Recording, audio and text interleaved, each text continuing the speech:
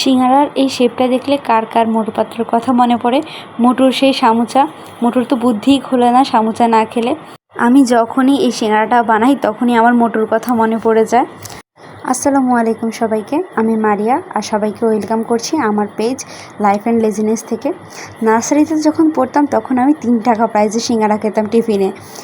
বড় আপু এনে দিত, আমি আর বড় আপু মিলে যখন স্কুলে যেতাম তখন দুজনে মিলেই খেতাম।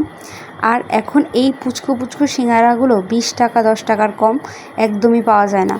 কলেজে যখন পড়তাম তখন কলেজের ক্যান্টিনে খাওয়ার মতো এই একটা জিনিসই ছিল, সেটা হলো সিঙ্গারা।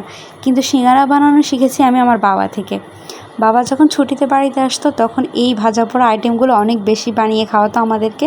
তখন এসব জিনিস অনেক নতুন মনে হতো আমাদের কাছে।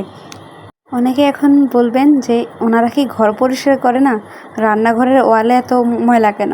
আমরা তো সরকারি কোয়ার্টারে থাকি, তাই বংশ পরম্পরাতে এই ওয়ালটা পেয়েছি। আমার কাছে ভাজা পোড়া জিনিস অতটা ভালো লাগে না, কিন্তু আমার বাবা মা ভাই বোন তাদের কাছে খুবই পছন্দ। সিঙ্গারা বানানো আহামরি কোনো কঠিন কাজও না, আবার একদম সহজ কোনো কাজও না। আর আমার কাছে যেভাবে সহজ লাগে আমি সেভাবেই সিঙ্গারাটা বানিয়ে নিই। সত্যি বলতে রান্না বান্না কাউকে শেখানো যায় না, বা কার হাতে রান্না মজা হবে কার হাতে মজা হবে না সেটাও বলে দেওয়া যায় না।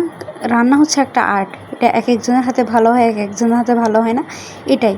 এখন আপনার হাতে ভালো হয়েছে, আমার হাতেও ভালো হয়নি, আমার হাতে ভালো হয়েছে, আপনার হাতে ভালো হয়নি, এটা ভেবে কিন্তু আফসোস করা যাবে না। তো এই তো আমি আমার সবগুলো সিঙ্গারা বানিয়ে নিয়েছি। আর আপনারা তো দেখেছেন কিভাবে সিঙ্গারাগুলো বানিয়েছি, আর আমি সিঙ্গারাগুলোকে ডাবল ফ্রাই করেছি। এই তো আমার সিঙ্গারার ফাইনাল লুক। কেমন হয়েছে জানাবেন, আর আমার পেজটাকে ফলো করবেন, ইউটিউব চ্যানেলটাকে সাবস্ক্রাইব করে দিবেন।